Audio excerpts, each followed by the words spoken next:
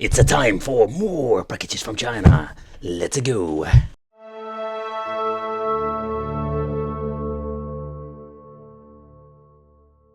In one package, and I mean like it comes even with a multi-game card and also combined with wireless controllers, and we can use original controllers, so this thing has a lot of features that are quite interesting.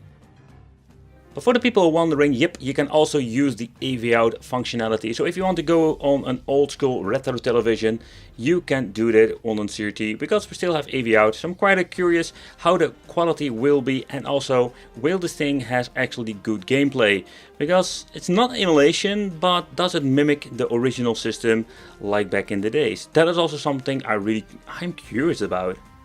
But what are we going to get in the inside? First of all, we're going to get the two controllers. And I had not a brain fart because we're actually going to get another controller. We're going to get 3 of them, 1 with a wire and 2 are going to be wireless. And these controllers are looking quite nice. They feel quite comfortable, and I can only say that it doesn't have like the same quality like an original, especially with the shoulder buttons. You can feel and hear this clicky sound that is not like the original. The D-pad feels okay. But later on I will tell you how my experience was. It will work on 2 AAA batteries. It's going to be part of it, going to be old school. You're going to get the super retro game. It's a unique and multi-game card. So far I know only works on this particular system. It comes with HDMI cables, AV out, even the cable, micro USB cable that you need for freaking powering this thing on. It comes with a pretty damn nice, decent power supply, 5 volt, and then we're going to get the system itself. In here, some great explanations how everything needs to be connected. It's like, of course, the toilet paper manual that I've seen before here on the channel. Like most of the time we're going to get these weird. It is in English, so I'm very pleased, but we can figure out how this freaking thing works. But let's take a close look at the system itself, or in other words, let's do a quick overview. Because when you're looking at the system, it's not exactly the same quality like the original Super Famicom. It does have some similarities. To begin here, we're going to get the on-off switch, the reset button, but the reset, then we're going to get the first difference. It's sounding a little bit cheap. Then we're going to get ourselves the cover, and it seems to be working just fine when the system has been powered on.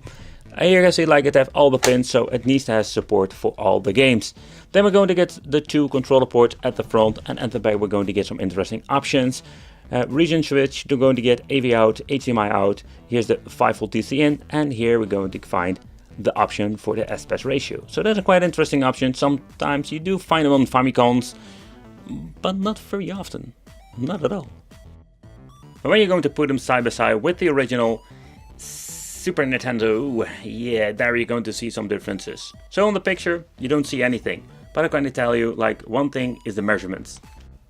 When you're looking at the mold itself, yeah, I must say they're getting really close. Like, a lot of similarities. There are some differences over here with the fake version because, of course, the connection are different. But this thing looks pretty damn nice. Okay, so let's do a quick side by side. When it comes to the bottom itself, you can see like there are some minor differences. So I already told you like the power is pretty good. The eject is slightly different over here, but the reset there is going to get the biggest difference. Another thing is that this cartridge is only working on this system somehow. You can fit it in here. And another thing that I do like about the fake edition, we can basically use a lot of different cartridges. So if you want to go all naughty, use a multi-game card, or you want to just use different regions, we can do this fairly easy with this. And that is something that I really like about the Chinese version, is that we can use all kinds of games in it. And let's see if you can launch a Super Mario. Woo! Let's go! Another thing I want to try out is how will the games fit, especially the original ones. So the first thing I'm noticing, like, they are really hard to get out. I'm just afraid to press it, otherwise I think I will break something over here. So I'm going to pull it out like this. So this is something that's quite annoying. The weird thing is, like, when we're getting into the, let's say, an EverDrive or a Super Game cartridge, these things fit in way better. How weird is that? Like, if you fit in, and let's say a different kind of game, it works very well. The same goes for the Japanese one, and for the PAL, the same story applies. Like, this thing, holy shit, that is not normal. Okay, so let's try some games. I just want to do a quick testing with all the PAL, Japanese, American games, multi-game cards, flash cards. Will this thing accept everything and how good will it be? Alright, so the first game that we're going to try is a PAL game, just to see if this thing will work. And I didn't switch out the switch in the back. I don't know what will happen with that. It seems to be booting up. Okay, so let's mess around with it, just see what happens. So the only thing that happens, that is going to be messed up. That's it. Okay. Okay, so let's try another game. Let's try the Japanese Super Mario Kart just to see what happens now. Let's see if the thing boots up. Let's lower the volume because it was quite loud. Or just mute it. That is also possible, of course. It always has a couple of seconds that it needs to boot up. So it's quite interesting. So it seems to be Super Mario Kart, the Japanese version. So we tried in PAL and then Japanese edition. Okay, so let's see if we're going to try out a Super Famicom game with, or in PAL version, with the Super chip inside. The FX chip, I just call it the Super chip. And let's see if this thing is compatible. Later on we'll do some capturing just to see how it will work out compared with the original one. Ooh, that doesn't look very well. Okay, so next up I just wanted to try Starming again and I managed to figure out what it was. So the switch on the back for the region, that gives some issues. So for example, now everything works fine. And that is like the thing that I wanted to figure out. Like what is the problem with this? Like I'm going to boot it up in the different region called the NTSC.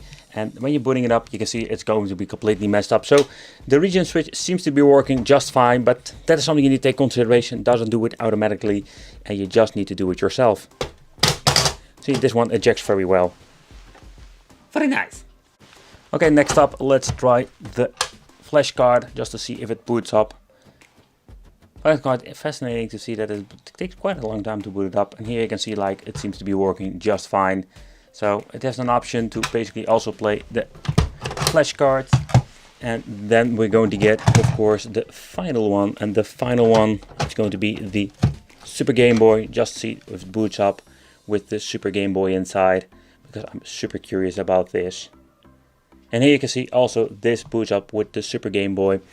So I find it a really cool piece of technology that even we now in this year that we can get an affordable, cheap device that plays every single piece of a game that we can think of. I think we basically like try them all. The multi-game card also boots up. So when it comes to compatibility, it's pretty damn awesome. But first let's talk about the Super Retro Game System or cartridge that you can put in the system, because that's a quite interesting story. So what is this Super Retro Games cartridge? It's basically an 8-bit multi-game card containing 580 games. Yeah, it will be like a lot of homebrew and crappy stuff. I really see like Warzone, never heard of it. So I'm gonna say that I find it quite interesting to see what they give you with the system. It's because this multi-game card seems to be included and it only works on this particular hardware. I already tried it out on the other one and doesn't work at all. So not with me anyway. So this is what you're going to get. So let's try a couple of these games and let's try also on the AV out. Okay, so the first game I tried was Turtles 2 and it seems to be messed up. Like seriously, like this is what I got, and the intro is also like messed up. But so far I've played the game, it seems to be working just fine when it comes to this intro and also the gameplay. So it's not all that bad. Don't know why it's actually like being messed up. To be honest, I've never seen a Super Nintendo that is backwards compatible with 8-bit games, but okay. It's a really cool extra feature, and I think it's really cool to see that it's actually possible. So I noticed with the Super Nintendo controller, like normally, of course, we only needing 2 buttons, action buttons with the NES, but that's the only thing I'm also going to get, because with my other buttons, nothing is doing anything. Only A and B are configured, so there's no turbo button. And of course the weird Mortal Kombat 4 homebrew game is on here. So let's see how I'm going to get actually the character that I want to play, because normally I choose the Sub-Zero over there, but I'm getting this weird other character. This is such a weird game. You kind of better call it Weird Mortal Kombat 4, something like that. See, I'm getting Kung Lao. I didn't even choose Kung Lao. What the hell is going on?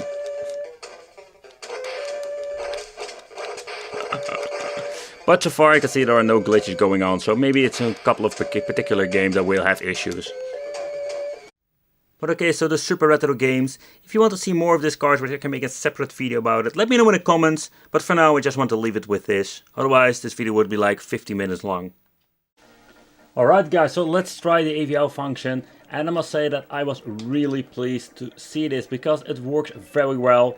And it's still on a CRT, it looks like really authentic, of course.